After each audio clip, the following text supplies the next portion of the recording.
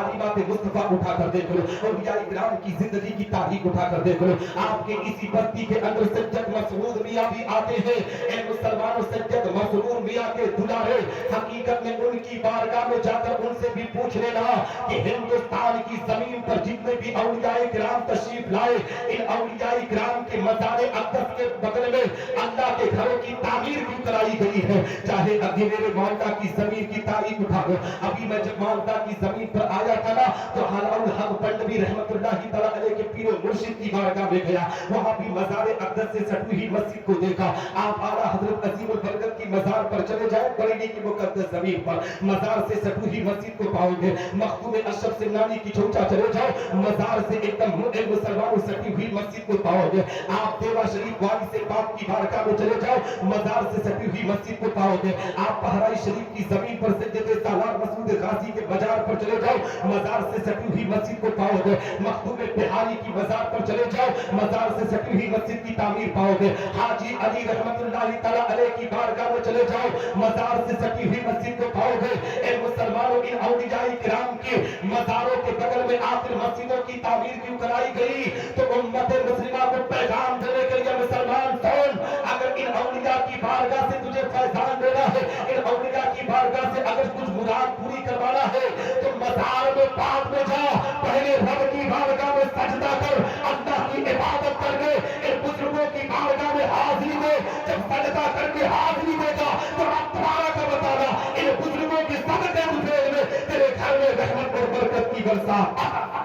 सुभान अल्लाह, सुभान अल्लाह, बहुत अल्लाह अकबर, या रसूल, या रसूल, या अली, या अली, जिंदाबाद, जिंदाबाद, जिंदाबाद, जिंदाबाद, या रसूल। हजरात मोहतरम अपनी जिंदगी की तारीख उठा ले, यही हाफिज रियासुद्दीन रहमतुल्लाहि तआला अलैह के मज़ार को देखे, मस्जिद से एकदम सटी हुई मज़ार अक़दस है।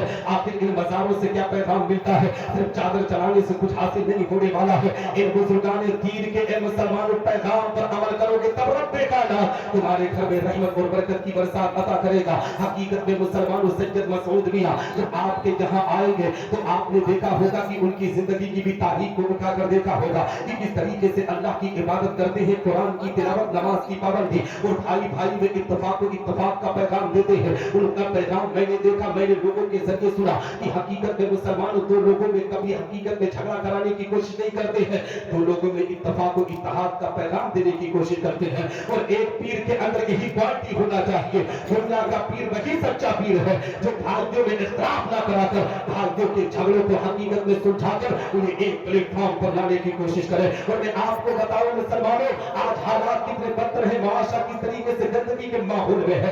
आज हमने अपनी जिंदगी के वकार को किस तरीके से मजबूर किया है। इसी समाज के अंदर दरियापुर की जमीन पर बहुत से ऐसे मुसलमान बैठे हैं हकीकत में जिनके बेटे जवान हो चुके हैं।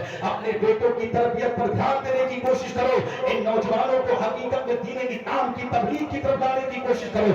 आज हमारे घर के नौजवान 12-1 बजे रात तक गायब रहते हैं। बाप को पता है बेटा गायब है, लेकिन कभी खबर नहीं लेता कि बेटा तू आखिर जिंदगी के अरकान को पूरा कहां कर रहा है। याद रख मुसलमान, अगर नौजवानों पर नजर नहीं डालेगा तो एक दिन ऐसा आएगा कि तेरा बेटा तेरी जिंदगी के साथ खिलवाड़ कर देगा। हालात कितने बदतर हो चुके हैं, हालात कितने नाजुक है। इसी समाज के अंदर देखा गया है मुसलमानों, माँ बाप को आज नौजवान तब का हकीकत में कितना सताने पर आमादा है। एक बाप मेरी कलाई को पकड़ कर कह रहा था, निसार अहमद निसामी, मेरे बेटे ने आज मेरी इज्जत को तार तार कर दिया है, मेरे बेटे ने मेरे मकान को मजबूर कर दिया है। मैं अपनी बेटी की जिंदगी को बनाने के लिए सऊदी या दुबई तक सफर किया, मैं उसकी जिंदगी को बनाने के लिए मैं कहां कहां का सफर नहीं किया।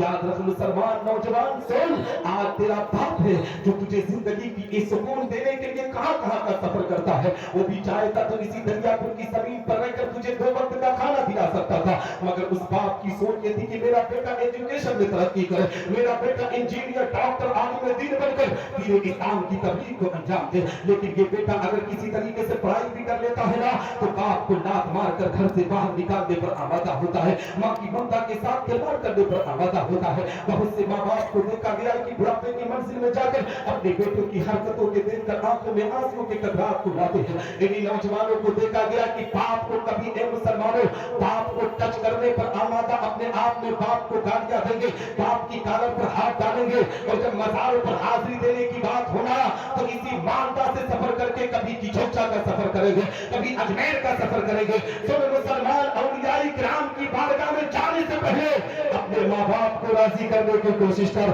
जब माँ बाप राजी होंगे तभी अल्लाह रसूल राजी होंगे।